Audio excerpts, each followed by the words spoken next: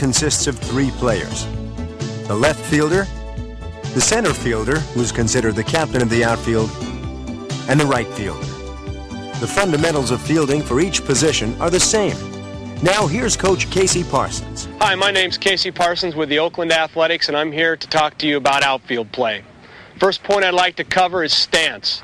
There's 2 basic stances, the resting stance and the ready stance. The resting stance, you go ahead and take your weight, distribute it evenly. If you'd like, you can put your hands on your knees. Your ready stance is when the pitcher comes set, you want to be moving your weight up onto the balls of your feet. Hands out in front and ready to anticipate any movement that you might need. Fly ball to your left, fly ball to your right, you're in a ready stance. Back to the resting stance, you can put your hands on your knees and relax. Never drop your head in between pitches. Always keep your eyes open, ready for anything that might happen in the field of play. Again, the ready stance, your weight comes to the balls of your feet and a slight flex in your knees. Hands out front, ready to go. In the ready stance, the outfielder's eyes are focused on the batter. His weight is balanced. He is ready to move in any direction. Okay, now the next thing I'd like to talk to you about is routes to the ball. The most important thing is your first step quickness. First of all, we'll take the routine fly ball. Get down in your ready position. As the ball goes in the air, drop step to make sure that you pick the ball up. You would not want to take a first step in case the ball is over your head. You always take your first step back, pick up the ball. As you come to the ball, hands above the head, right hand behind the glove, relax, knees slightly bent, watch the ball into the glove. Catch the ball off your throwing shoulder if at all possible. Here. The second one would be a ball hit to your left or your right, and we do what we call a drop step. Again, the resting stance into the ready stance. Ball hit over your left side is a drop here. Ball hit to your right, drop step here. So a ball hit to my right side, I come to the ready stance, balls on my feet, knees flexed, boom. Very important, first step, quickness. Again, drop step to the right. It is not here, or it is not here, or across here. It's a drop step. Boom. Staying low the whole time.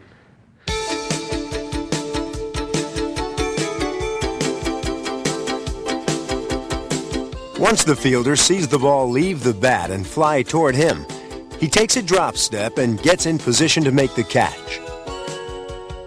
He places his bare hand behind his glove and watches the ball into the glove. Here, on a ball hit to his left, the outfielder drops back, keeps his body low the whole time, and follows the ball all the way into his glove.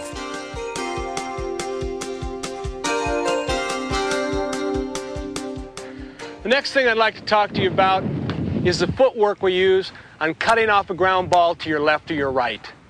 Basically, we just use what's called the crossover step. Ball hit to my left, my first motion is going to be my right over my left. Again, ball to my right, left over right. Same way. But the most important thing in using this drop step is the angle in which you cut off the ball. A lot of times younger players take an angle directly at the ball, do not give themselves a chance to catch the ball. The route you take is very important. Most of the time, a route on a ball hit far to your left, you need to go ahead and angle out a little bit. So as I would break to my left, instead of going straight at the ball, I angle out to cut the distance where I might be able to round that ball off. So my first movement would be, boom, here, back out, and try and cut it off, if at all possible. At times, that isn't possible, and you need to break right at the ball. That just comes from playing the outfield and gaining those instincts over a period of time. One thing I'd like to cover for the coaches, for the younger player, is on a routine ground ball, I feel it's okay to drop to one knee to help block the ball. Again, for the younger player only. It gives him that confidence, the fact that if the ball takes a little bit of a bad hop, he can block the ball. What you should do is drop to one knee, hand out front. If the ball should actually take a bad hop, it would still hit you in the chest, and you could keep the ball in front of you. As the player becomes more comfortable with fielding ground balls and becomes older, then we like to get away from that and go to the regular fielding stance right in here.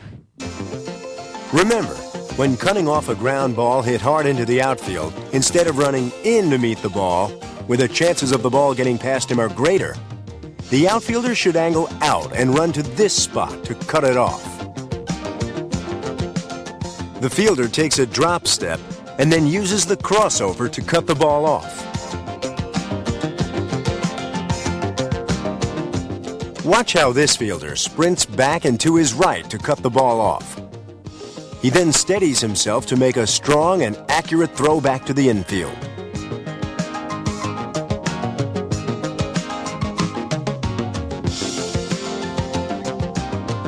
When there is time to get to a ground ball, the fielder should approach it in a slightly curved path, forming an arc to the ball.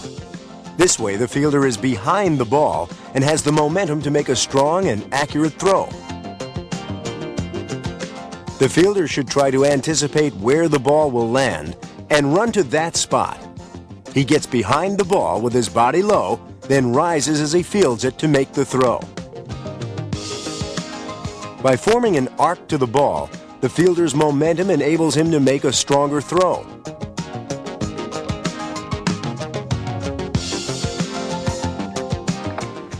Next thing I'd like to talk to you about is throwing from the outfield. Most important thing as far as throwing is the grip of the baseball. What we'd like you to have you do is grab the ball 4 seams. Not in this area here, but over the large portion. Grab it here and here using your wrist, and what you'd like to see is the ball come off the fingers with this type of rotation.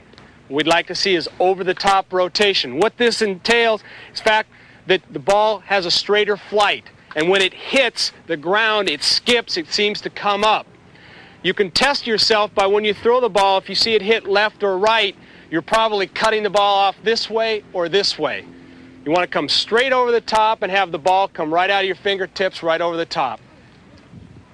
The proper technique for throwing is, number 1, using the crow hop as you come up. I'll demonstrate this off of a ground ball.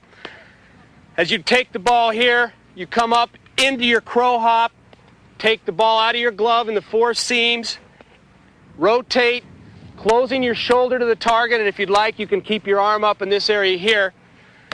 Rotate with the shoulder, take your crow hop, and then throw to the target with a good follow-through, just like a pitcher would. When you pick up your target, throwing as an outfielder, you'd like to hit the cutoff man right in the chest. Once you've done that, your job is done. Let me go ahead and show you the mechanics one more time on a good throw to the cutoff man.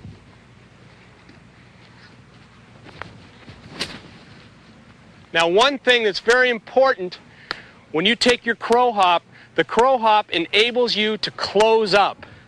If you do not close up towards the target and you come open, it puts a tremendous amount of pressure on your throwing shoulder, and you could develop some throwing discomfort in your shoulder. So it's very important that when you come up and take what we call our crow step, that we point our shoulder to the target, take that little hop, and put your momentum towards your throw. One thing that you see a lot with younger players on the crow hop is as they take the crow hop, they want to pop up. Remember, make your momentum go to your throw, not up, but through your target. On this hit to left field, notice how the fielder